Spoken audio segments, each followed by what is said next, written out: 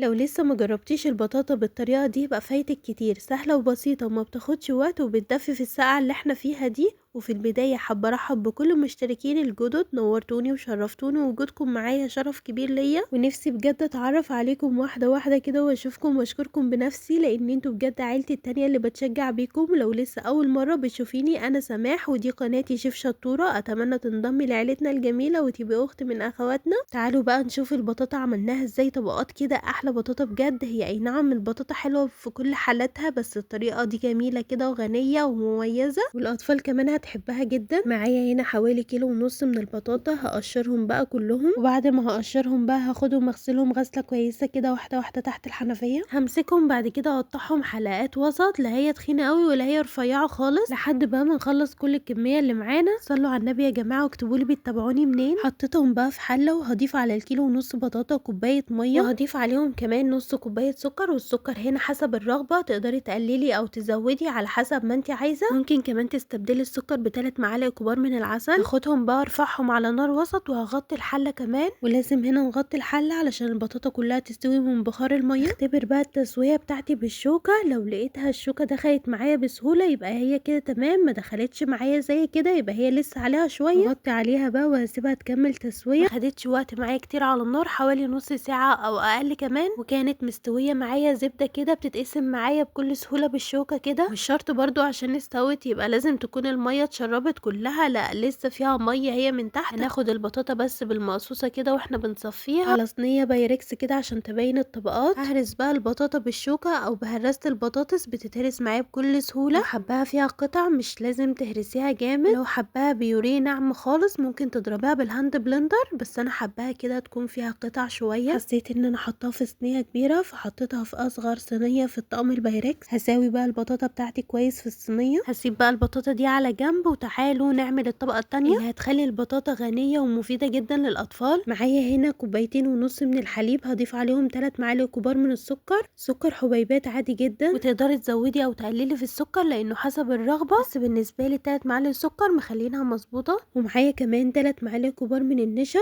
هضيفهم بقى على اللبن والسكر. هضيف عليهم معلقتين كبار قشطة معلبة او قشطة وش اللبن لو متوفر عندك، والقشطة بقى اختياري، هي بس بتديها غناوة شوية. اخر حاجة هضيفها معلقة كبيرة من الكريم شانتيه، ودي اختياري برضو. طبعا اللبن في الوقت ده لازم يبقى بارد، ما ينفعش يبقى سخن علشان النشا ما يكتلش معانا. هقلبهم كويس وبعدين هرفعهم على النار مع التقليب المستمر، واهم حاجة نقلبهم على طول لحد بقى ما يتقل معانا. لازم نستنى عليها لحد لما تغلي وتعمل بابلز كده من على الجناب علشان ما نحسش بطعم النشا فيها. بعدين بقى هنضيف عليها معلقة كبيرة من السمنة البلدي لو متوفر، او معلقة زبدة. نقلبها بقى كويس جدا مع المكونات لحد ما تدوب معانا تماما، نلاقيها اختفت خلاص معانا. هنبدأ بقى نحط كده من نقطتين او 3 نقط من الفانيليا، اي نوع فانيليا عندك سايلة او بودر. اقلبهم تقليبتين وعلى طول هطفي النار. وبكده بقى كانت جاهزة معايا الطبقة التانية، وهي سخنة بقى كده على طول هننزل بقى بيها على البطاطا. حابة الطبقة تكون سميكة حطي الكمية كلها، مش حباها سميكة ممكن تحطي كمية قليلة بس. انا حطيت هنا الكمية بقى كلها، وهسيبها بقى تبرد تماما تماما. بصوا بقى هنا شكل الطبقات جميل ازاي، ممكن تتاكل كده من جمالها وحلاوتها. بعد بقى ما بردت معايا خالص وبقت بالشكل ده، جمدت معايا شوية من غير ما احطها في التلاجة ولا اي حاجة، هي مسكت نفسها كده لوحدها. هجيب هنا معلقة كبيرة كده من السمنة البلدي سيحتها، وهحطها بقى على الوش، وبالراحة خالص بالفرشة هبتدي ان انا